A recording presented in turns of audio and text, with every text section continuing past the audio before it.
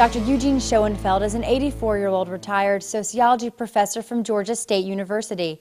He's also a survivor of the Holocaust, having spent time in the Warsaw Ghetto, Dachau, and Auschwitz concentration camps. I'm Rachel Garrett for GBC News, and after many years of being silent on the subject and not even telling his own children, Dr. Schoenfeld decided to tell his story. He shared it with 8th graders from Sweetwater Middle School in Lawrenceville as they were finishing up a unit on the Holocaust. I realized that I must share, for if I do not talk to others about my experiences, I deprive other people from understanding what is important in life. The group listened with rapt attention as Schoenfeld shared his story. He was 18 years old when his family was moved to Warsaw Ghetto for only about a week before being moved to Auschwitz, where he and his father were separated from his mother, sister, grandmother, and younger brother, never to see them again. Suddenly somebody tells my father, a German officer will come, or Germans will come and ask about your brother, how old he is.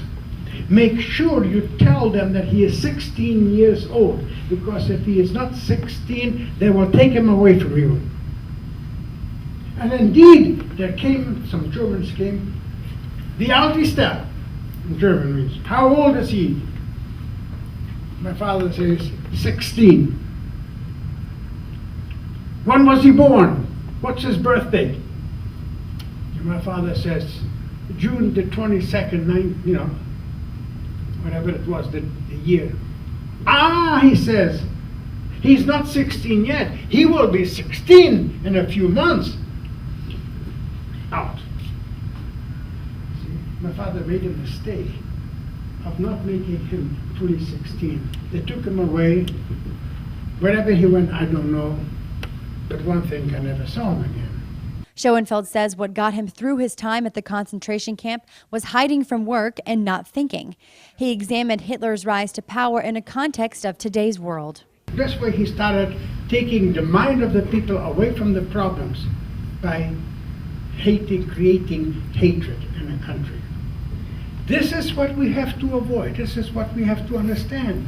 It is easy in a time like even today to start finding somebody else and blame somebody else. Schoenfeld took questions from students after his story. Some of the 8th graders shared how he affected them. Like he said, I empathize him because I know what it feels.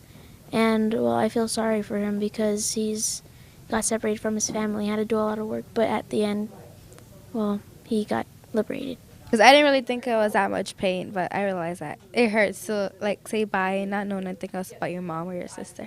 It's a good learning experience, so we get an actual, story instead of, just looking at photos and looking at captions and all that. I think we get a real view of what actually happened to someone that was actually there. It's good to know history because it helps you with the present and, how things are now and how you could do something to fix it. Schoenfeld said it's still painful to recall the memories, and he doesn't watch movies or read books about the Holocaust because the memories are still real to him. I still dream about my brother and sister and my mother, There's no what we'd call closure. I often have dreams about that I'm going to meet my sister or a brother some far-off land and we get together.